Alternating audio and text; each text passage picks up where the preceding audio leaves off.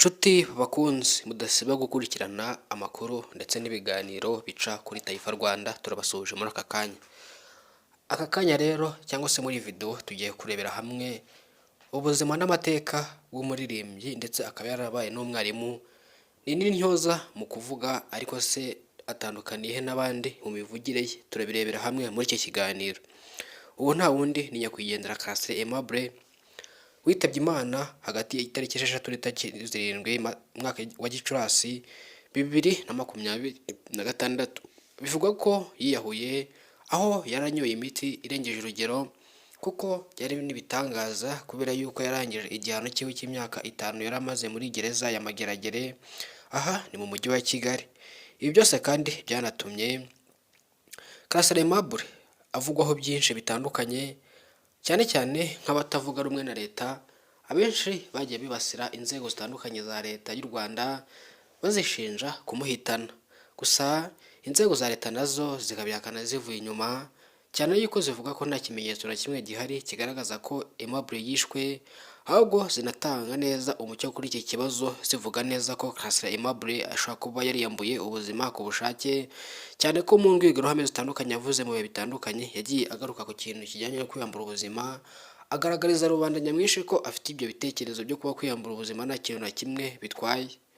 Kasirye Aimable uzaramba yavutse ahagana mu mwaka w'1977, ubwo bivuze neza ko yitabye Imana agenda kuzuza imyaka 49. Kasirye Aimable kandi yari intyoza cyane mu ishuri, aho yize computer science.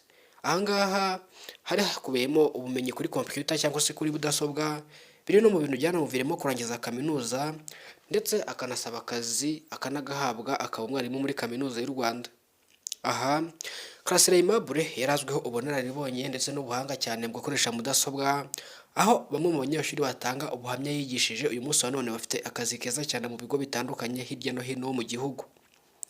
Uzaramba utangaje mu mivugire, cyane yuko atajya agira guca ku ruhande mu mbwirwaruhame ze zitandukanye, cyane cyane agitangira kugaragara ku mbuga nkoranyambaga hari mu mwaka w'2019, aho n'ubundi mbere yaho yari umuhanzi nyine ukora umuziki bisanzwe ndetse agakora n'amashusho y'indirimbo ziwe. Abenshi bari bamuzi nka Professor Niga.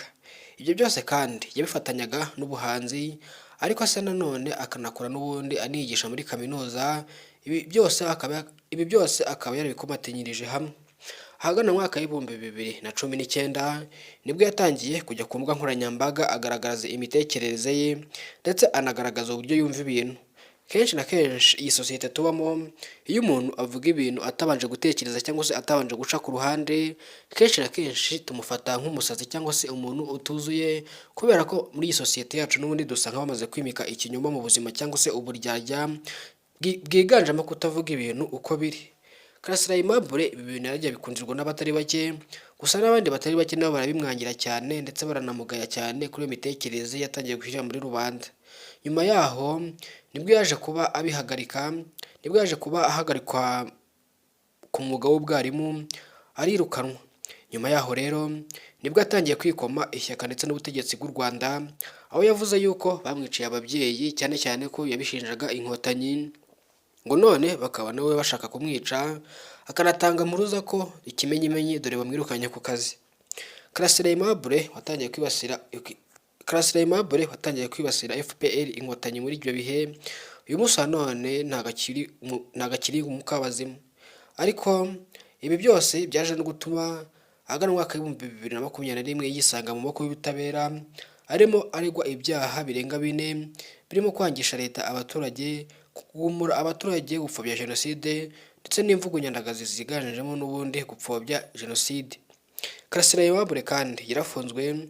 Nyuma yaho ahagana mu mwaka w'2023 yaje kugaragara mu rukiko aburana, gusa agaragaza ibimenyetso ko afite ikibazo cyo mu mutwe ndetse n'ubundi burwayi bwiganjemo nka diabete, nk'uko yari yaratangaje na mbere yaho ko arwaye diabete.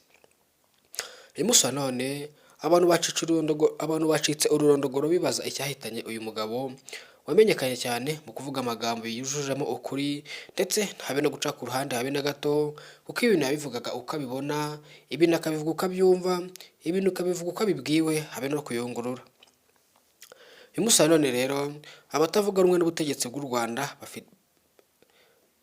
bazamuye ijwi bari kuvugira kuri murandasi, gusa na leta y'u Rwanda nayo ntiyoroshye kubera ko bamwe mu basore bayo bakoresha imbuga nkoranyambaga bari kuza bagakumira ibyo binyoma n'ubundi biri gutangazwa n'abatavuga rumwe n'ubutegetsi n'ubundi mu nyungu zabo. Nshuti bakunzi mudasiba gukurikirana Taifa Rwanda, komeza ubane natwe umunsi ku wundi, ukande subscribe kugira tujye tubana umunsi ku wundi. Nitwa Elize Taifa.